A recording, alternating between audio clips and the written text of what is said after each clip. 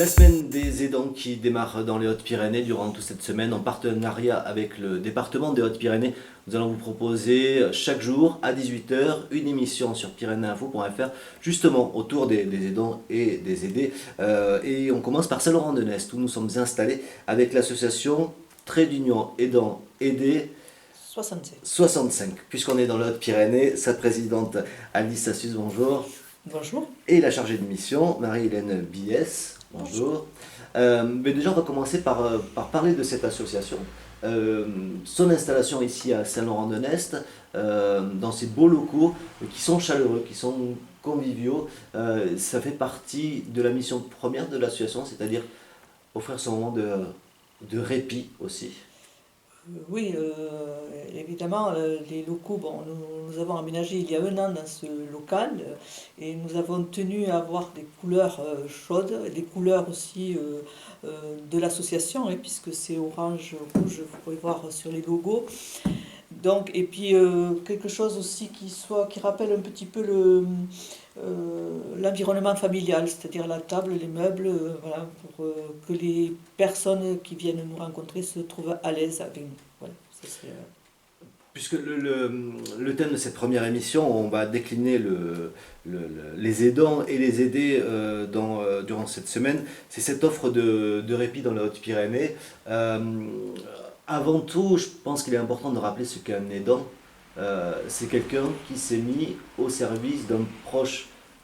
Alors, bon, par expérience, c'est une personne qui s'occupe d'un membre de la famille ou autre, d'un voisin ou autre, qui est en perte d'autonomie. Disons que l'aidant, la personne qui devient aidante ne se reconnaît pas forcément dans le nom d'aidant. Elle le fait parce que, bon, par l'éducation, par la culture, par l'amour qu'elle porte à la personne. Et ce sont souvent les professionnels qui nous ouvrent les yeux en nous disant attention, vous êtes aidant, il faut prendre soin de vous. Sauf qu'à un moment, ça prend presque le pas sur sa vie à soi. Oui, ça demande tellement de contraintes et voilà, donc souvent on s'oublie. On oublie de vivre pour soi, on oublie les vacances, hein. Par expérience, je peux vous le dire. Voilà, des années sans vacances.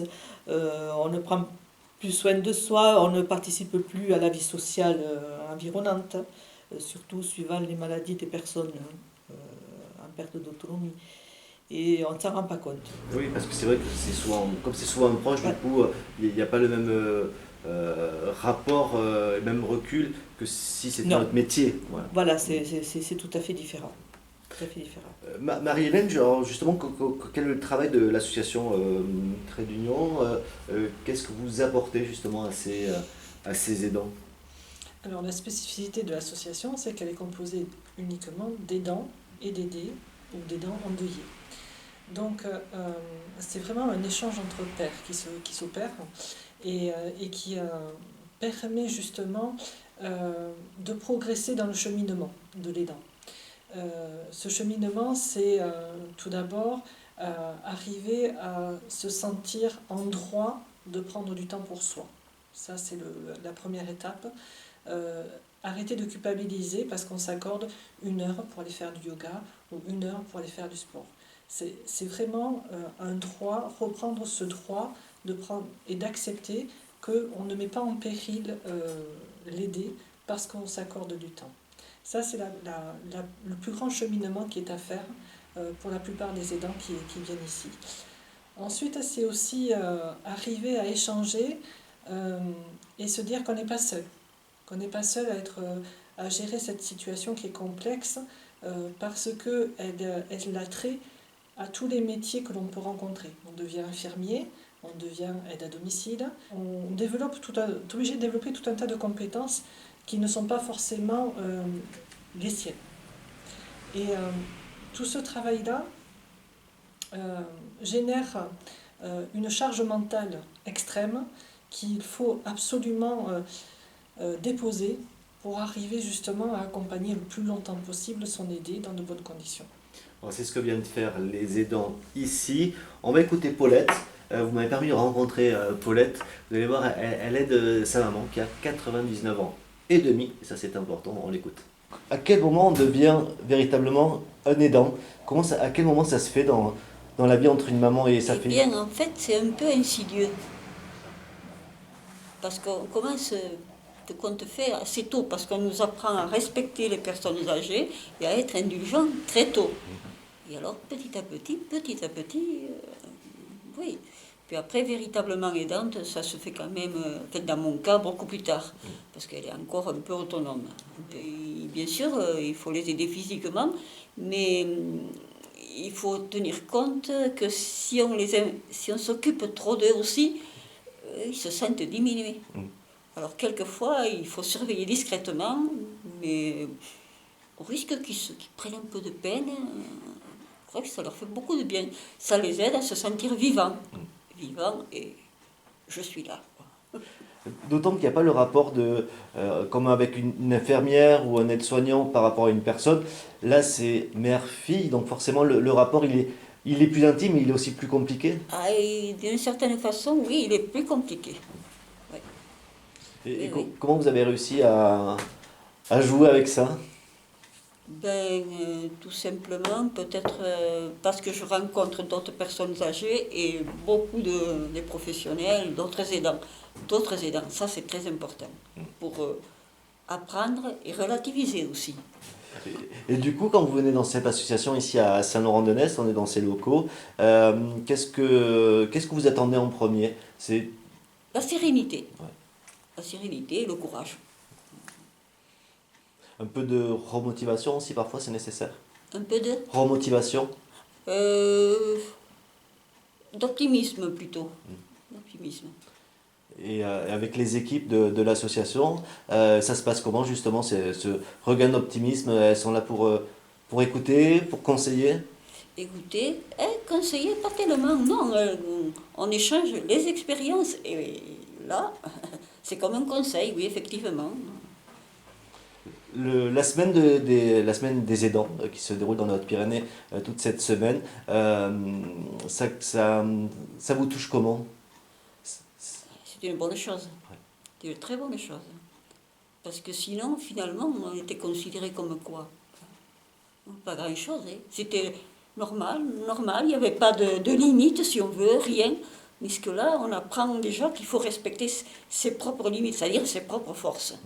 Avec le témoignage de Paulette, on s'aperçoit aussi que quand on a une maman ou un papa de 100 ans ou autour, du coup, l'aidant, il est aussi très très âgé. À un âge où peut-être Paulette, elle aura aussi parfois besoin un peu d'aide. Alors très très âgé, tout est relatif, mais il y a aussi un glissement.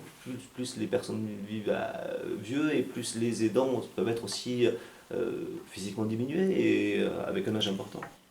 À partir d'un certain âge, je dirais, bon, je peux le dire, j'ai 70 ans, hein, donc à partir de 65 ans, on ne résiste pas comme on en résiste à l'âge de 30, 40 et 50. Hein, ça, voilà. Il y a la résistance physique, il y a la résistance et morale. il y a morale. Voilà. Suivant les pathologies des aidés, je peux vous dire que ce sont des coups de massue qui transforment une personne. Hein.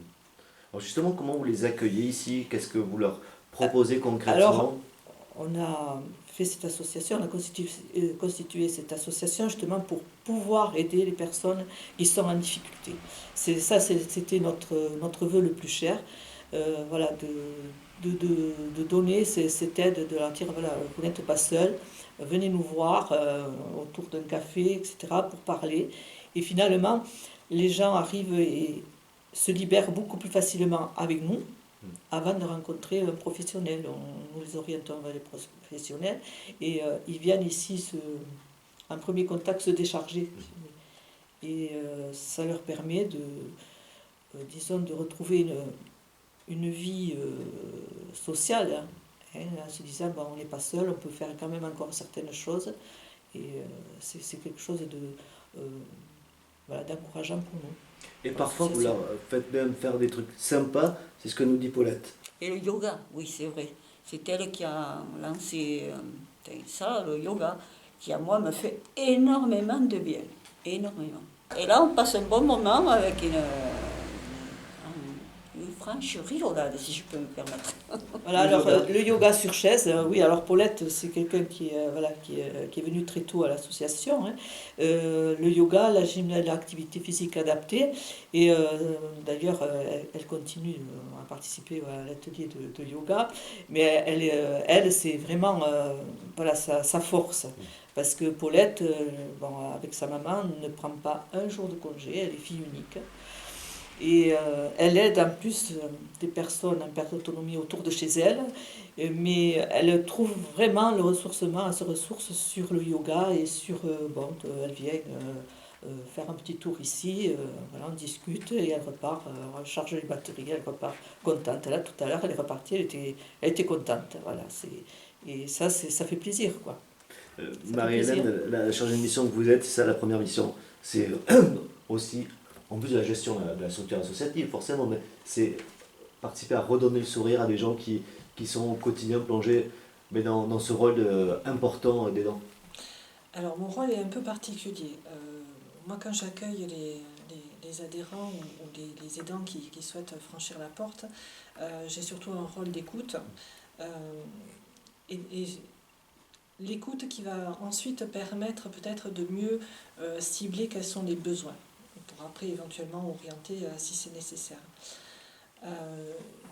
Je les accompagne à formuler leur vie, à formuler leur quotidien, pour voir un petit peu comment on peut les aider, sur quel point on peut les aider. L'idée de l'association, c'est vraiment apporter un soutien sans comment dire, imposer quoi que ce soit, sans que les personnes aient un sentiment d'être dépossédées de la mission qu'elles se sont engagées à prendre. C'est parfois juste profiter des dispositifs comme l'APA, qui est aussi géré par le département des Hautes-Pyrénées. Parfois, ils n'y font pas appel alors qu'on a un droit entre guillemets, mais on peut avoir accès à des soutiens aussi complémentaires. C'est surtout l'information. Il y a une méconnaissance, même si ce sont des dispositifs l'APA 2001, quoi, je veux dire, c'est pas tout récent. Et pourtant, c'est un dispositif qui est méconnu ou avec des idées reçues. Donc, nous, on essaye de les informer sur ce qui existe et de les orienter vers les professionnels qui peuvent les accompagner dans les démarches. Nous n'avons pas vocation à nous suppléer sur les autres professionnels. Par contre, on va s'occuper plutôt de l'aspect plus, plus convivial, j'ai envie de dire citoyen, qui est la vie d'aidant. On va se concentrer un peu plus en leur proposant donc des activités. On a parlé du yoga, mais il y a également de la gymnastique adaptée. Avant le confinement, nous avions également des ateliers de nutrition qui sont suspendus du fait des règles sanitaires qui sont quand même extrêmement contraignantes. Nous mettons en place un journal, nous avons également des tea time qui sont animés par un psychologue et une animatrice bien-être. Nous avons également des dimanches de convivialité, 2 dimanches par mois. Nous essayons de proposer plusieurs activités et chacun va prendre ce qui l'intéresse en fonction de ses disponibilités, en fonction de ses envies, en fonction des personnes aussi présentes, parce qu'il y a aussi des liens qui se tissent, et c'est ce travail-là qui nous intéresse, ce travail de lien, de sociabilité et de citoyenneté. Si je devais résumer, quand on rentre à Trait d'Union, on s'aperçoit qu'on n'est pas seul, qu'on n'est plus seul peut-être, et qu'on peut être aussi accompagné même si on est aidant. C'est surtout ça, cette notion de solitude-là qu'on essaye de rabaisser. On ne peut pas l'enlever parce que ce sentiment il est très personnel, mais on essaye en tout cas de leur montrer au maximum que non, on peut être aussi avec d'autres personnes. Et voilà, on atténue ce sentiment de solitude, d'isolement social, mais aussi, nous, on peut le faire parce qu'on a quand même le soutien des services sociaux du département, qui nous aident, des organismes comme la MSA et autres. Bon, et ça, c'est notre force, de pouvoir compter sur ces services, qui répondent toujours présents au moment T. L'échelle de la solidarité à plusieurs niveaux. Voilà, et vous en faites partie ici à Saint-Laurent-de-Nest, comme on peut le faire en ville ou dans les différents coins de notre département. Merci beaucoup Alice, merci beaucoup Marie-Hélène d'avoir accueilli ici à Saint-Laurent-de-Nest. Je voulais préciser, c'était marqué en tout début d'émission, que nous n'avions pas de masque, mais nous avions les distanciations sociales, parce que c'est aussi une petite contrainte supplémentaire. On a essayé de faire ça de façon la plus conviviale. Merci beaucoup. Merci à vous, Merci. merci pour cette interview. Merci Avec beaucoup. plaisir. Et puis demain, on parlera mobilité et anticiper la perte d'autonomie. On sera sur table avec l'association WIMO.